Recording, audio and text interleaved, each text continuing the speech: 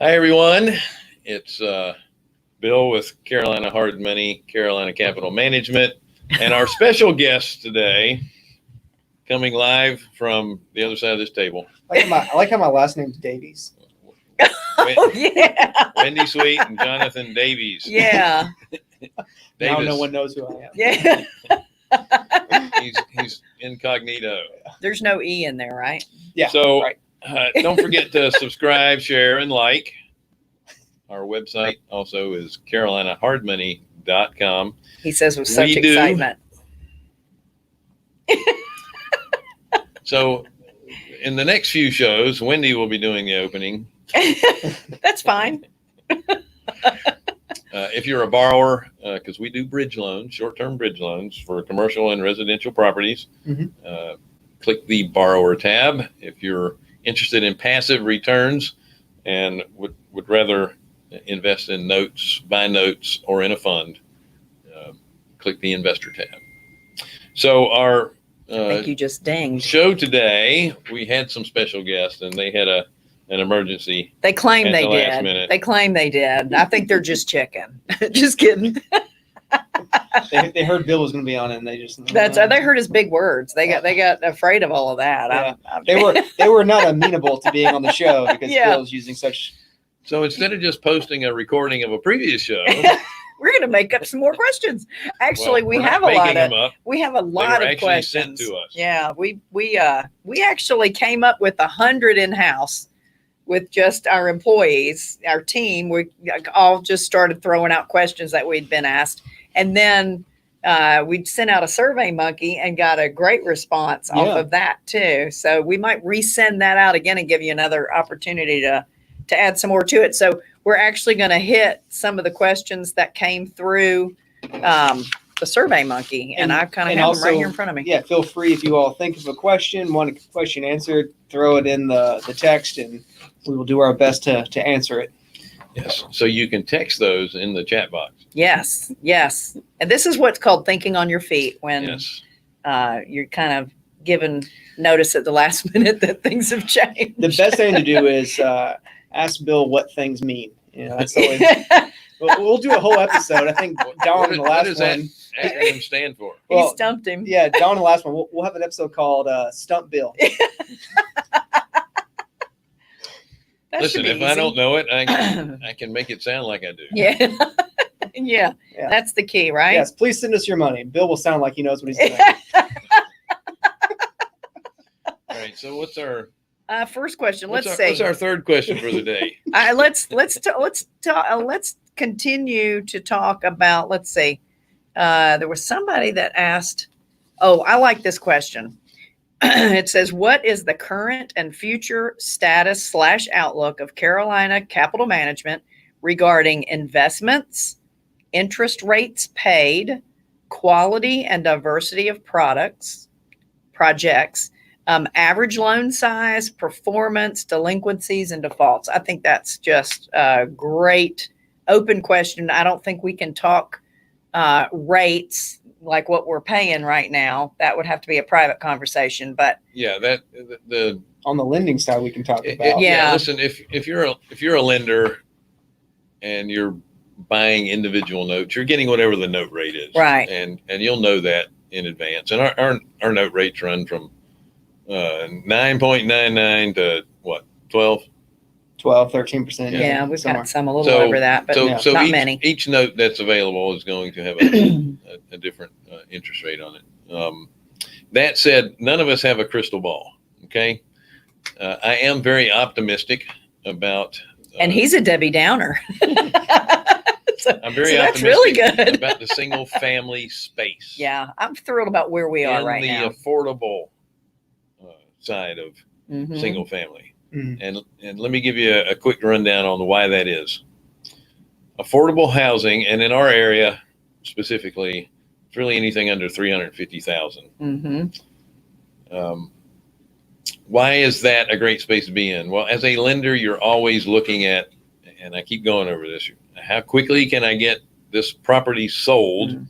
if we end up having to take it back? And so in order to do that, you want the properties that are the most liquid, the ones that most people want, the biggest Right. piece of the buying pie. Right.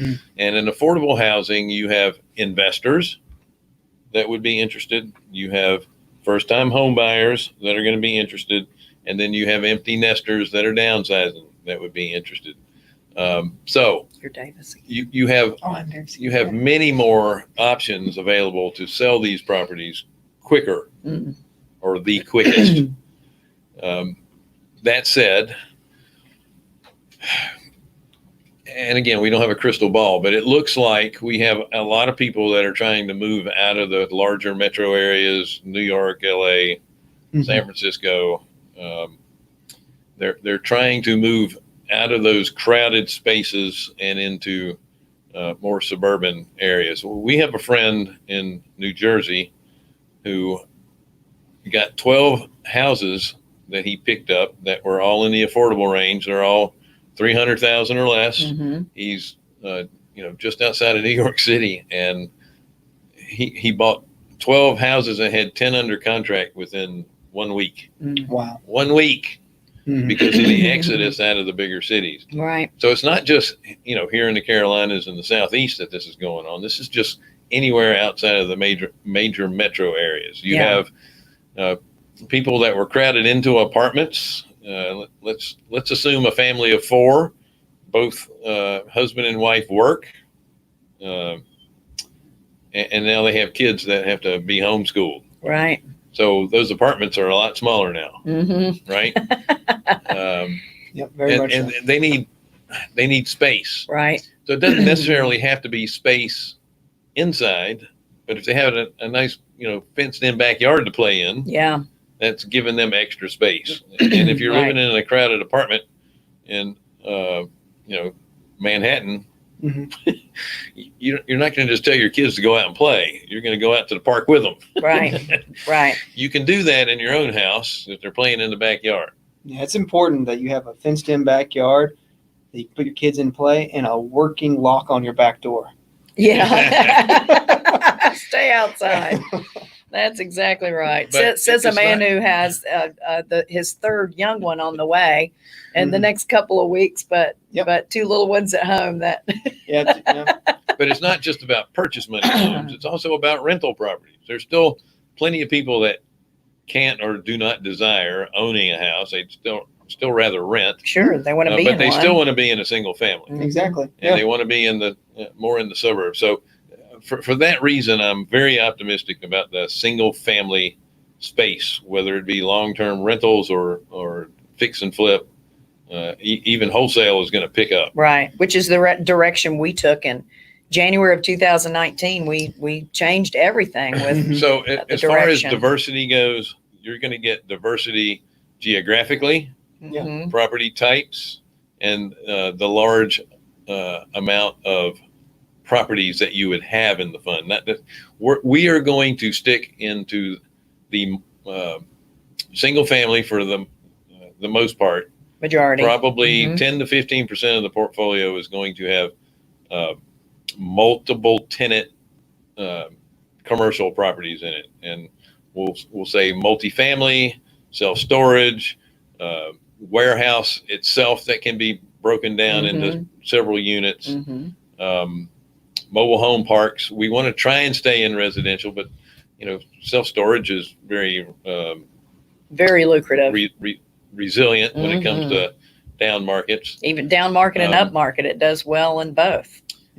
But your diversity comes when we have 105 loans in the portfolio Yeah. Yeah. versus just a couple. Yeah, Yeah. we have over 150 actually, but I mean, you hit it. It's diversity. It's not only is it geographic diversity. I mean, I can lend to the same borrower in 48 different states. That's not really diversification. No.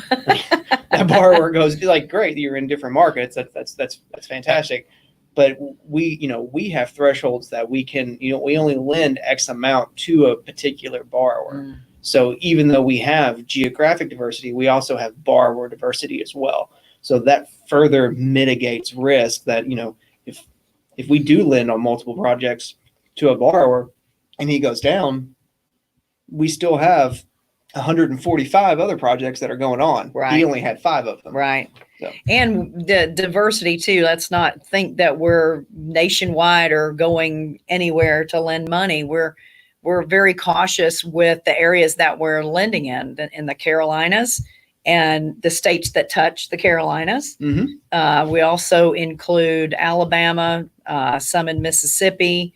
I think we've got some loans coming up in the Indiana area, Kentucky and Indiana. I Yeah. mean, mostly. I mean, we're more centralized around the Southeast with a heavy concentration in North and South Carolina, Georgia, and Virginia. Right. Like that's really, those 4 states make up the bulk of what we do. Absolutely. But Yeah. the thing is we want to make sure that that we have boots on the ground in any of those areas. We have friends that we have close relationships that do business in those areas that can be our eyes and ears and Yeah. help us gauge that market. Yeah, and while we're on diversity, or loan size rather, our average loan size for 2019 for single families was 158,000. Mm-hmm. So that gives you And it was a up lot at- of bang for your buck. It was up there close to 300 Yeah. prior to that. On our commercial side, we were in the 800,000 range, right? Yeah. Mid 800,000. Low 800s on the average commercial size. Now that doesn't mean we didn't participate in projects that were larger. We like to stay in projects that are 3 million or less. Mhm.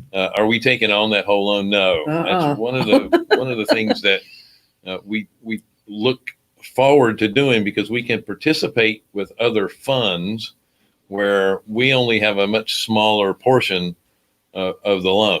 Right. And we're still in a shared first position. Mm-hmm. So we have just as many rights, and a lot of times we're still keeping the servicing. Well, yeah. as well. Usually in And- most cases we keep the servicing. Mhm. So what that does is it diversifies our risk on the larger projects, Mm-hmm. at the same time giving us opportunity to get into the larger products. Yeah. Right? Oh yeah. I mean, it's the same model that like the credit unions take. You want to do larger projects, but you don't want to take on all the risk, and you don't want one borrower or borrowers to saturate your portfolio.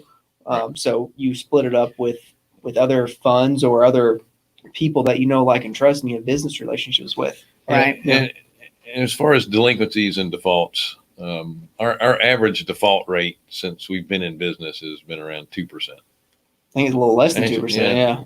It might be a 1.5, somewhere in there. So that's pretty low anyway. Delinquencies, I was pleasantly surprised, even with the shutdown going on. We only had to modify about 8 loans, right? We didn't even modify them. Mhm. It was just a temporary deferment. Okay. Yeah. And So- was it that many? It was 5. It was. 5? Yeah, I didn't think it was that. And again, that was out of 150. 50. We're right at Good. 150 loans. Yeah. Okay. That's not bad. No, it's not. That's not bad. And of those, I believe all of them are either worked out, caught up, except for one. And I think that's And we're still negotiating. and we're on still that one. working on that one. Yeah. So I mean, 4 out of the 5, 80% is taken care of. Yeah, that's But awesome. that said, the delinquencies and the defaults all go back to our original upfront underwriting. We're very Yep. conservative. We require income and bank statements, so we require assets as well, Well, just experience, and then in worst case, if we do have to take them back, they're properties that we know we're going to sell quickly. Mhm. and in the prior show we talked about why do we get bank statements, why do we get all these things, and it's like who saw, like we don't have a crystal ball, who saw COVID-19, a pandemic Mhm. happening, who saw the crash. Some people claim they did, maybe they did, I don't know, but we don't know these things. So the best way to protect you, the borrower, us, the lender, and then whoever the investors are, is to get all these things up front so we all can see and know what the plan is if the worst happens. Right. Right. And really the almost the worst did happen with this big Mhm. virus that hit. Yeah. We were very, very fortunate to have been prepared for something like this. we knew there was a correction coming, but we didn't know it would be this. No, yeah, we were preparing for a correction. Yeah. We didn't know when or how, but this was surprised us. But at least we took measures in place. We had measures in place to protect ourselves, our investors, and our borrowers. Yeah, and we can thank the masterminds that we're involved with. Freedom Founders was a big part of keeping us on top of our game, keeping us focused on, hey, what's the worst thing that could happen, and making sure that we were thinking. It's one of the great things they do is they look far into the future, and So we were just thinking what could happen and how to fix it. And regarding future outlook, the pandemic really accelerated the buying and what was going to happen anyway. Well, yeah, but I'm talking about on the single family side of things. It really accelerated the need for single family housing, and we are already in in certain segments, especially the affordable side of things. There was already a shortage at that time. Now there's going to be a lot of people that are going to have to change careers or not be employed, and the government has shoveled a bunch of money out there, and a lot of it's going to stop soon. So I do anticipate you're going to have some Another foreclosures uphill. coming.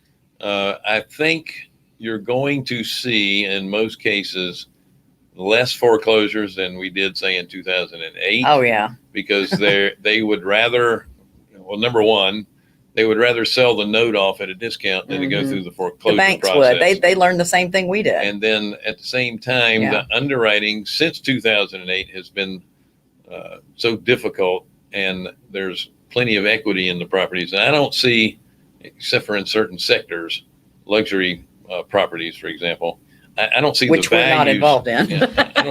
I don't see values going down. So I do not see a bunch of people being underwater in their house. I see opportunity for them to do maybe short sales or subject to type of sales. I think most people, and again, it depends on where you are. Sure.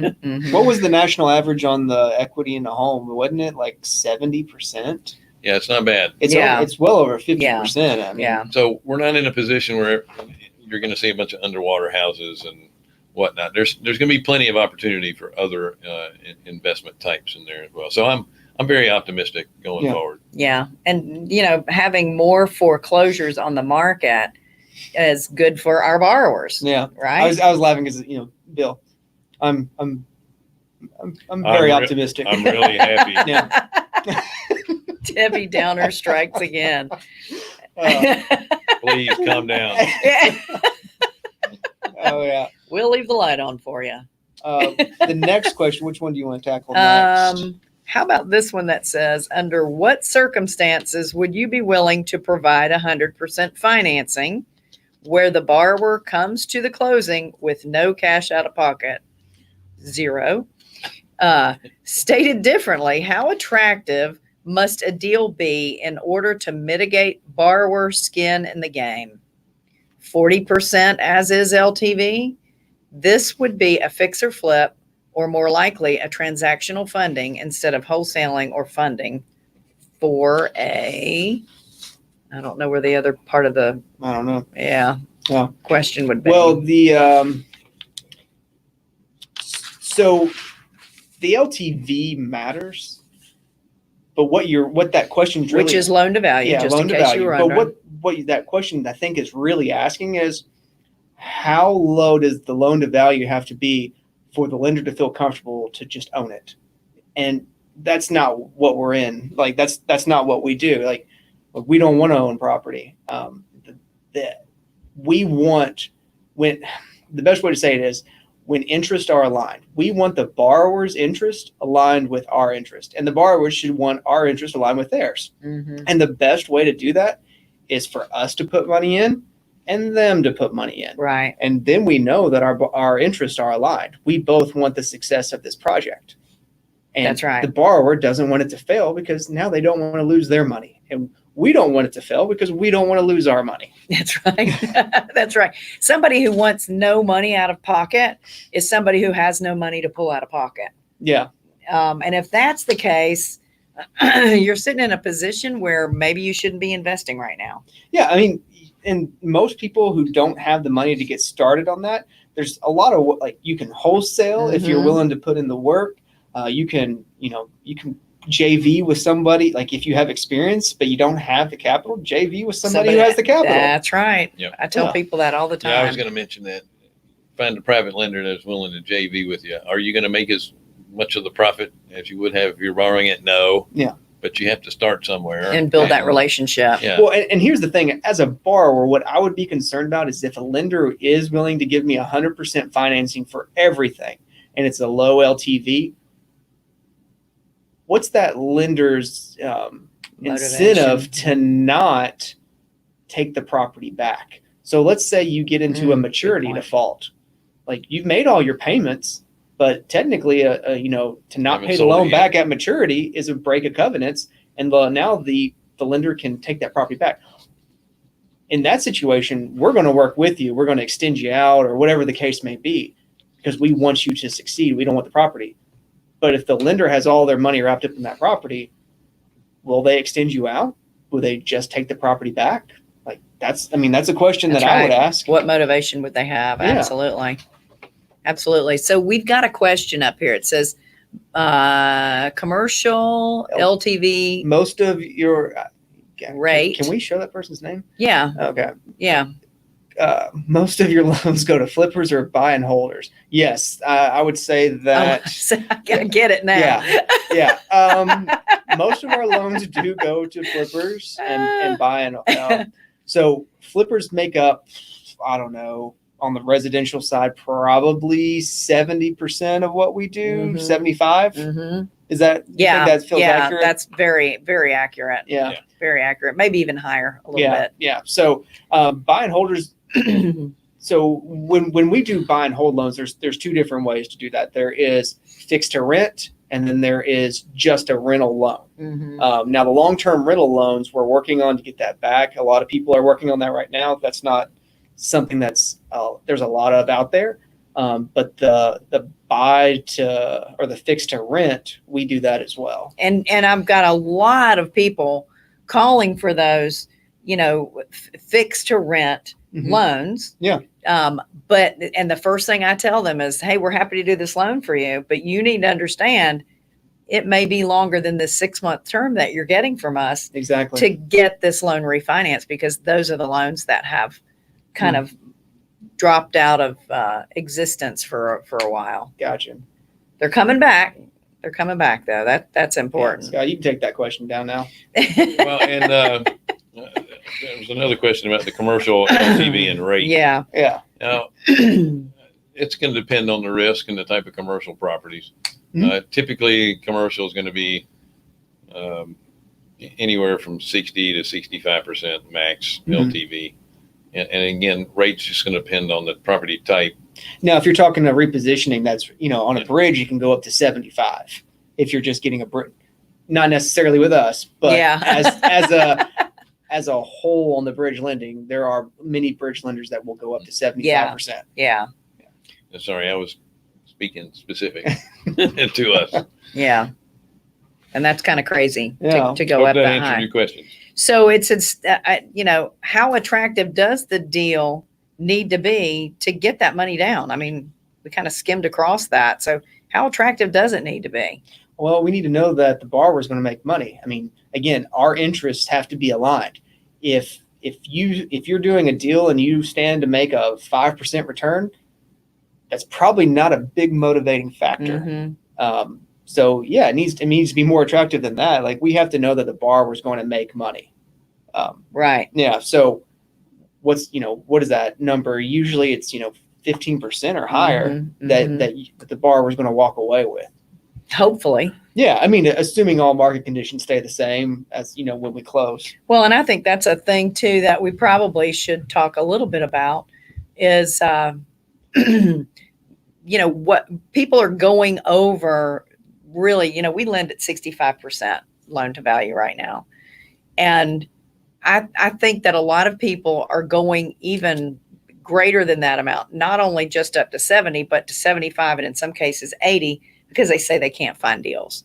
Yeah. And that's really not the case anymore. They're not looking hard enough, which Yeah. is what the real problem is. But when you really go over that, that threshold, you are taking a huge, huge chance Mhm. that you're going to walk away with no money out of that deal. Yeah. I mean, and it's important that, like I said, interests are aligned. Like everyone is successful. Like if a loan is too far swayed into the benefit of the lender, it's probably not a great loan. If Yeah. it's too far swayed in the benefit of the borrower, it's probably not a great loan. It needs to benefit both sides.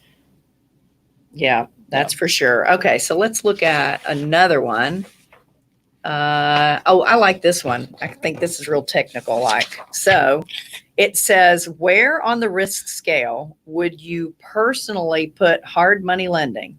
If 0 is a government bond and 10 is a highly speculative investment, where in relation to the stock market do you rate hard money lending risks? My first indication would, or my first question would be like, what government? Venezuela? Good question. We're Good question. assuming U.S. Treasury bond. Yeah.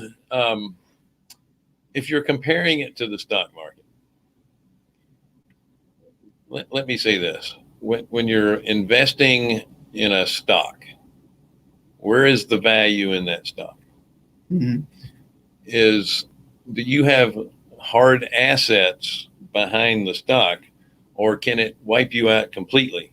Meaning, does it own real estate? Well, when you're investing in the stock market or you're investing in companies, you're investing in the performance of a corporation. Right. People that run it. The vast majority of companies don't own any real estate assets. Now, they may own plenty of equipment, Mhm.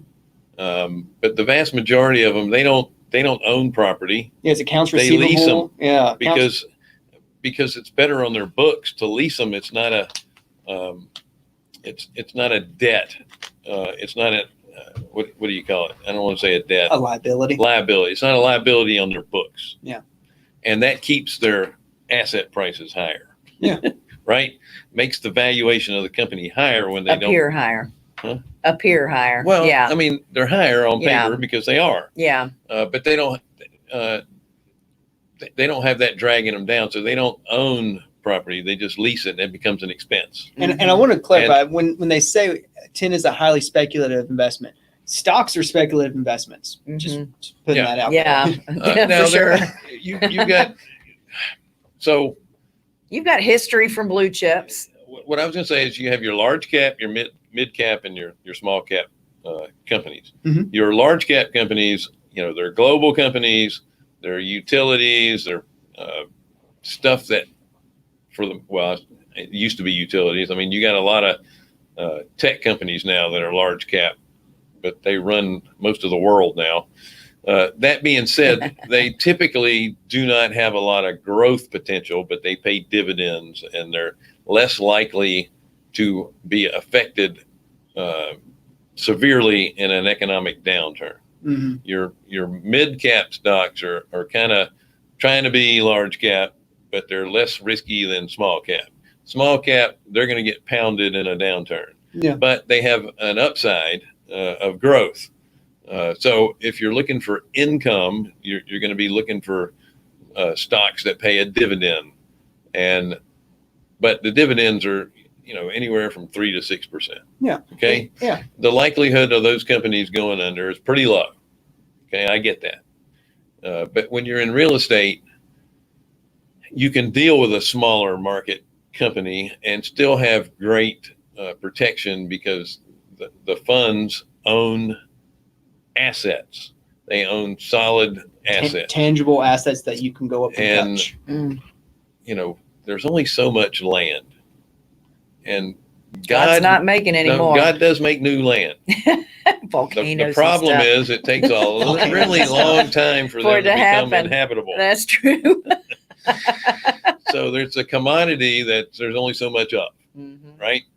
And for me, I would rather be in, and this is, everybody's got their own opinion, but for me, I would rather have my investment backed by a solid asset. Now, the difference between investing in gold and silver, and those are solid assets, you can actually use it if everything really goes south. You can use it as money. Yeah.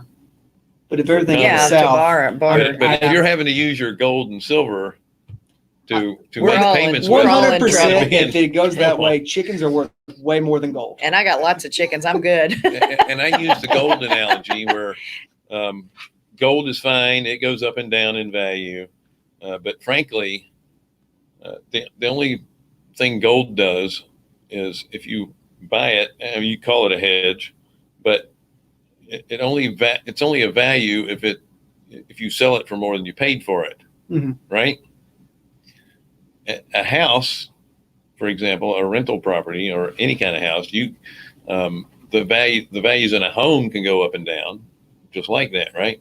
But if the value of the home goes down, you can always convert it into a rental, Yeah. and it's like gold that pays you a dividend. Right. So if we're looking in this scale, where what would we think that hard money would fall if the government bond, which pays almost -0. Right. So I'm going to say it's going to be more in the 4 range, because you still have the risk of hard money loans are typically loans that have some sort of distressed property involved, which means you're fixing it up and there's a construction aspect to it. And that is more risky than financing a single family residence that's ready to move into. So I would say it's really probably a 2. And the difference would be if you're doing it yourself, if you're lending yourself and you're lending on one asset at a time, it's probably a 4. If you are putting your money into a fund that's diversified across hundreds or, even potentially thousands of assets, it's a 2. Now you are investing in something that, if we track the stock market, it goes like this. Right. If you track short-term lending on 12-month loans or 6-month loans in a fund, it goes like this. Yeah. Yeah, that's so, right. So what are you after? So when I look at something that looks like that, it's a low risk. Yeah. Well, and that's why I gave it a 4. Yeah. You're lending it yourself. It just says hard money lending. Okay. It didn't specify that you're in a fund. But I like the fact that you brought up a fund, because again, you've got that herd safety. You're able to minimize your risk even more if you're in a fund. Yep. If you're doing the hard money lending on your own, not only do you have the activity that you have to account for, because it's not a passive investment. Yeah. But at the same time, you still have the asset behind you. Yeah, just like a mutual fund tends to be more of a safety net than if you were going stock after stock. Yeah. Let's stock put per it this stock way: on that. when you have a hard asset backing your investment, you're much less likely to lose principal than you are when your asset or your investment is just backed by the performance of somebody running a business you have no control over. Yeah, you hit it. I mean, it's an asset that is a asset that you can sell or you can convert into a cash flow. Right. So, I mean, I think when you look at that, especially if you look at the funds, I like it better than a government bond for sure. I mean, the yields are a lot higher, and you have a hard, like you said, a hard tangible asset that you can go, see and touch. It's a pretty, as far as my personal opinion, it's a low risk. Yeah, much lower risk. That's awesome. Okay. So let's see what else we got going on here. Okay. This one is a scary one, and important, very important. Would you or any other hard money lender provide funding for a second mortgage to acquire a subject property with a first that already has a first? If so, what would the deal metrics, LTV, exit plan, loan to cost need to be for approval? That's a big one. That's a good question. There's a lot packaged up in that question. It sure is. First of all, just hit the second mortgage part. Would we do a second mortgage? I guess, can we? Yes. Would we? Probably no. Unless we were in first position. Unless we held the first lien position, and then why do we care about that? Well, because if you watched our last episode, you can first lien position is the control. If let's talk hypotheticals. If we would lend in a second lien position that we weren't in control of the first, If we know the first. if we know the first and we have the ability to Yeah. talk with them, our CLTV, which is combined loan to value, would have to be at a threshold that was palatable to us, which is probably under 70%. Mhm. We want to leave at least 30% equity. So if your first lien is at 70% or higher, we're not going to do it. Right. If we have that equity, we could potentially do it. The rate's going to be higher. It's a higher risk. What I see typically, and what do you see in typical second lien rates? Well, I'm seeing second lien. They're in the teens. Yeah. They're definitely in the teens, Yeah. 13, 14, 15%, sometimes higher than that. Yeah.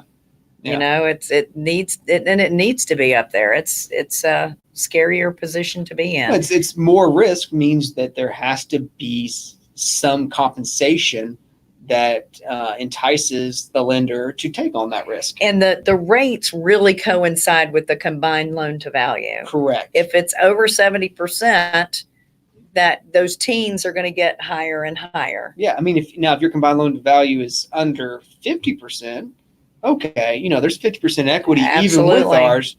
That's a good, safe place to be. It could be. Yeah, it could be. Was LTC loan to cost on that?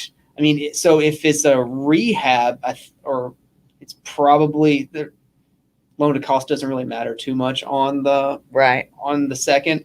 Now, why do people care about loan to cost? Talk a little bit about that. Why it's even a little bit important. Well, so usually you're going to see it more on new construction. Mm-hmm. And you just want to control the cost that the lender is in at. So if let's say someone brings a lot and the lot's worth $100,000 and they already own the lot and they need $100,000 to build a house. If in the house when it's done is worth, I don't know, $300,000, that loan to cost is pretty low. Even if we lend them the $100,000 for we're at what? Like we're at 50% loan to cost. Mm-hmm. So that's okay. So the lender wants to make sure that they're not putting all the money into the project to make sure it happens. Again, we go to this aligned interest. We want to make sure that the borrower is putting money in on the costs, usually on the front end, to mitigate risk for the lender so that as we move along the project, interests are aligned. Because usually when you first get into that project, your LTV is the highest it's going to be. Mm-hmm. And then as you work on the property, the LTV begins to lower and lower and lower and lower. Because the property is becoming more and more valuable as it gets finished. So we want that loan to cost to be lower so that at the beginning, we're not all the money in. Right. Yeah. Right. So I guess that's the simplest way I can explain it. And that was a good one. That was a good one. We have another question. Which, in our opinion, is better, a HELOC or a cash out refi? Well, It depends. What do you want to do? Yeah. What do you want to do? I'm giving you the attorney answer. It depends. And it does. Here's the difference. A HELOC, you can go ahead and get approved. And if you don't need the money, you're not paying payments for it. Mm-hmm. Right? You only pay it when you draw out of it. Mm-hmm. A cash out refi, you can get the cash, but you're making higher payments because you increased your loan. Right. Yeah. Or if it was free and clear to begin with, now you have payments. Yeah. That said, you can have a HELOC in place for several years, and then all of a sudden the bank decides they don't want you to have a HELOC anymore, and they freeze your account. Yeah. And you can't use it again. Yeah. So if you get all the money out at once, then you already have it. Now, the great thing about a cash out refi, there's no tax consequences for that. Now, a HELOC, there's a little iffiness in there whether they call that income or not. So I choose to say no. it depends on your CPA. Yeah. Yeah. And if you're getting audited and how nice you are to the IRS agent. Yeah. Well, and so which is better? It just depends on the situation that you're in.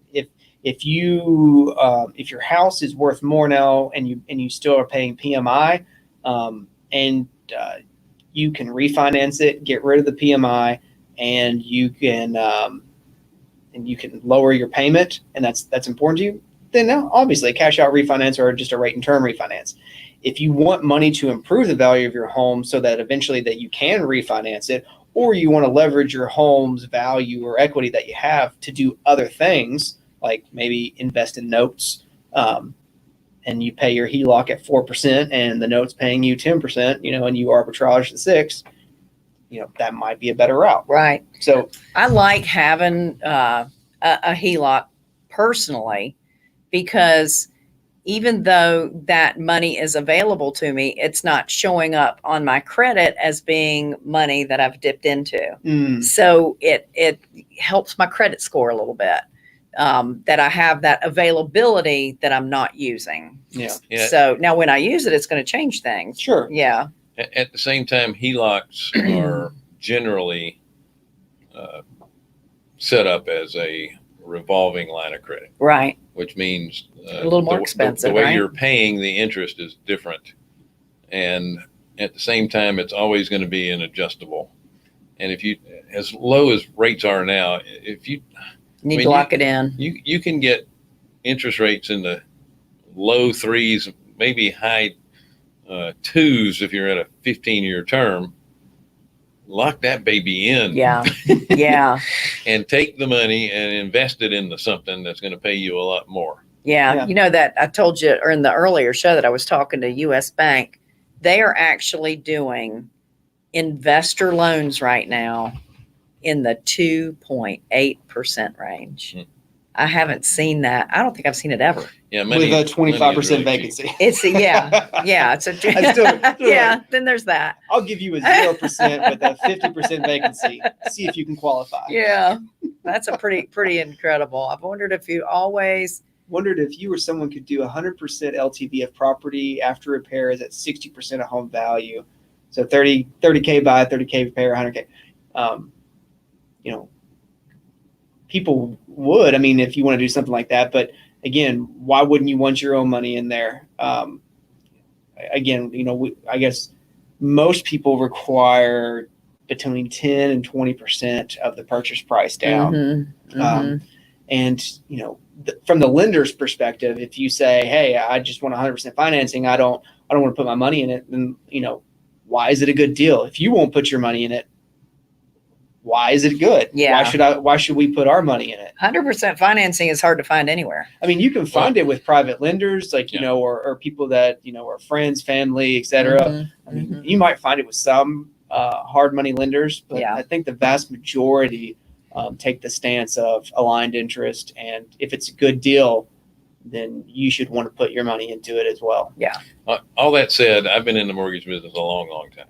Because he's old and he's hungry. Yes. And the consumer mortgages, out of all of them, the VA loan is the highest performing loan that's out there. Yeah. That's for a couple of reasons. And it has been for a long time. One of them is the fact that veterans tend to be a little bit more disciplined than the general population. Mm-hmm. And at the same time, they underwrite the income differently than any other loan. When you do a debt to income ratio, it's the same debt to income ratio whether you have a family of 2 or a family of 6. Mm-hmm. With a VA loan, you have to set aside a certain amount of money for every member of the household. Mm-hmm. They're a little So tighter. they're a little tighter on the income part of it. So 100% financing doesn't bother me as much. I don't think you necessarily have to have so much skin in the game. The reason that we do it is that because we're looking for more cushion, because we had the COVID thing happen. We used to do 100% financing. You still had to bring money, so you still had skin in the game. You still had to bring but you were closing bringing costs. your closing costs Mm-hmm. and fees. But now we require it because we want to make sure that we have a little bit more cushion in each one of these deals, because we really don't have a crystal ball, and we're not sure exactly where values are going to be. We're optimistic about where they're going to be, but we have no idea. And we'd rather be Err on the side of caution. more on the conservative side than otherwise. Yeah. Hope that helps. Yeah. But there's plenty of private lenders that would do that. I'll harp on it. It's like, if your loan size is, under 200,000 and you're complaining that you have to bring 20% or 10, or 20, or not 20%, but 20,000 down or $10,000 down. I mean, the confidence of the lender starts to go down. Because when we're talking hundreds of thousands of dollars, 10 or 20 is usually not a big number. And, even if you don't have the money, that's not a big deal. But if you can't find a way to get the money, then it becomes a question of how reliable can this borrower be? Yeah. If you told me today, Jonathan, go find $10,000 for this, I can go find $10,000. Now that's, not to say that I would necessarily have it in my account, but I can talk to somebody. If it's a good deal, I can get somebody to work with me on a JV or something for $10,000. Yeah. And if you can't do that, then you're in trouble. Yeah. That's because we're out of time. We have network stuff that we do. Yeah. We do a lot of networking, so we know people. Yeah. If you're new to the business, sure, it's going to be a little harder to find that kind of stuff. Start networking.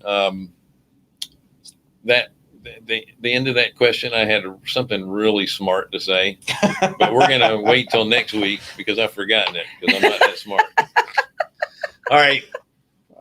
Thank you so much for joining us. I hope we answered some burning questions for you. Don't forget to like, share, and subscribe. If you want any information on being or becoming a borrower with Carolina Hard Money, go to carolinahardmoney.com. Click on the borrower tab. If you're looking for passive returns through notes and lending, go to the same website, carolinahardmoney.com, and click on the investor tab. And check out our website for Ask the Ugly Question sessions. We're going to have a lot of these on the website for you to learn what you need to learn about borrowing and lending, right?